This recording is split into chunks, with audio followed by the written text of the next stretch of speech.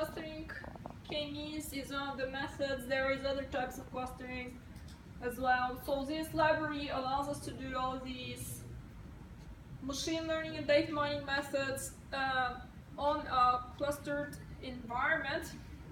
So classification could be Bayesian classification, classification or decision tree, and logistic regression and linear support vector machines.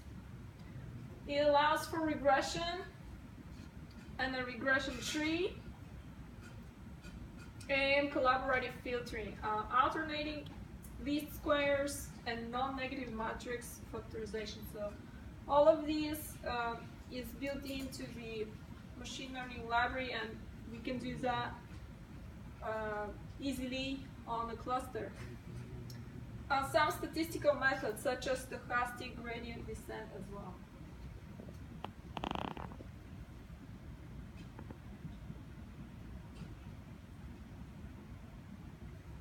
So the GraphX we mentioned is for manipulating graphs such as social networks and or web pages and doing page rank on them. So it allows for creating graphs and subgraphs. So let's say load data in XML format, and we can create the initial graph and subgraphs or a slice of the graph, and then do some computation, compute page rank for this part of the graph. And then we can do a post-processing or analyze the results of what we have and find the top users for that page rank.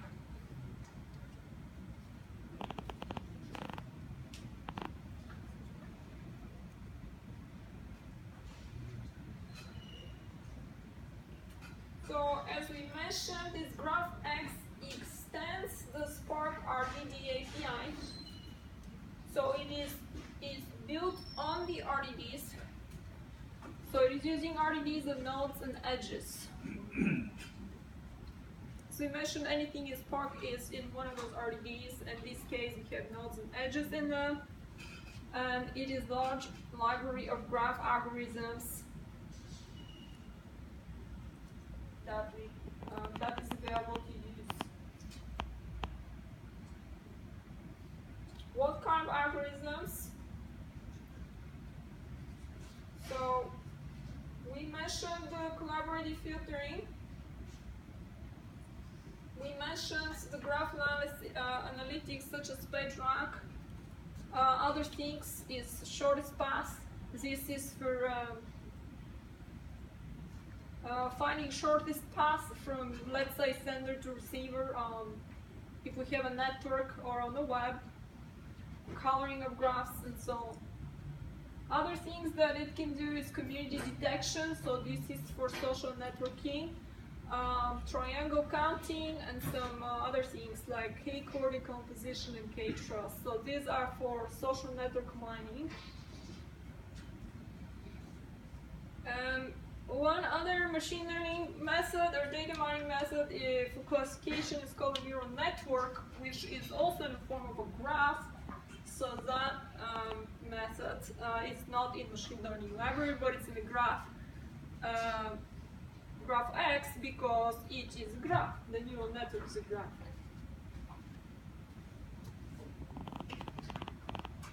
Other things we have is structured prediction and semi-supervised machine learning in this package. So streaming, we mentioned that Spark supports streaming. So it enables processing of live streams of data, such as log files from a web server. And the way it does that, it runs the streaming computation as a series of very small deterministic batch jobs. So it chops up the live stream into batches of small pieces, let's say a few seconds. And it treats each batch of data as an RDD and processes them using these RDD operations. So the process results are returned also in batches. So let's say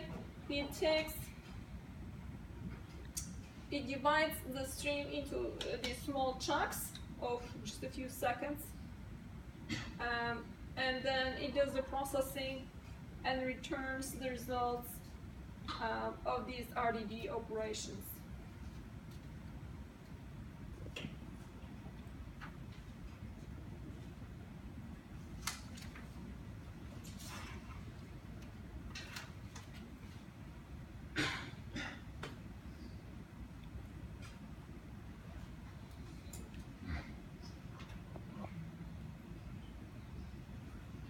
We mentioned they could be a few seconds,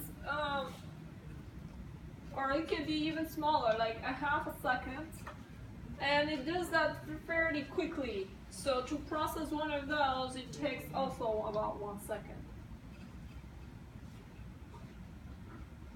And because of that, we can combine the batch processing and streaming processing.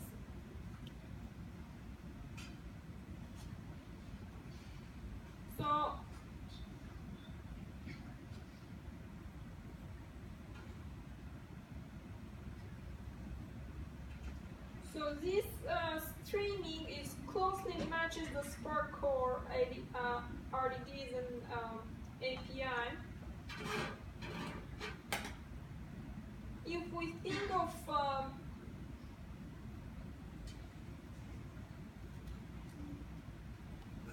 and the last library that we mentioned was the SQL. So it allows this Spark SQL allows for standard query language to be performed, and it can integrate with Hive and JSON and target tables and run queries on them.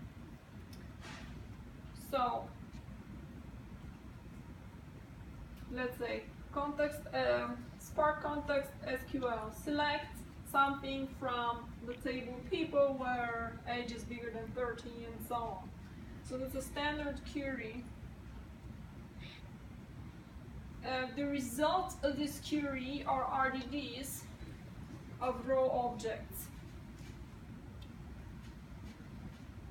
So let me see if there's an example of, so it can, if we have a Hive table created, we can access it with Spark. So we will say Hive context and pass the Spark context. And then with this Hive context, we can call .sql and say, select whatever you want from your Hive table. And then you can filter that. Let's say, you give me year bigger than 2013 and collect. If we have a JSON table, we can do the same thing. Say that we have a JSON file, and then on that JSON file, we can run a select statement.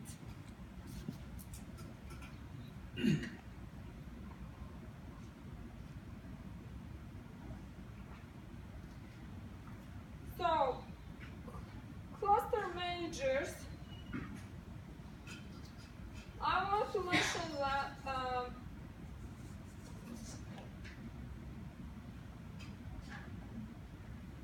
if we already have, if we don't have anything cluster manager installed, we can install Spark and run in its own cluster manager that it has. If we do have cluster managers installed, such as Hadoop,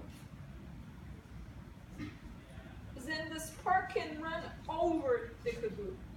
So it can run including Hadoop, Yarn, and Apache Mesos. So if we have one of those installed, it can run on top of them. If we don't, then it has its own simple cluster manager called a standalone scheduler that we can install.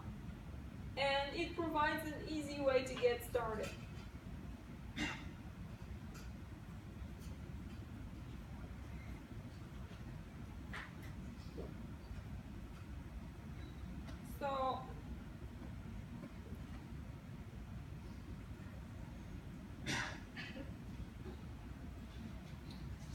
So these data flow engines are becoming important platform for numerical algorithms.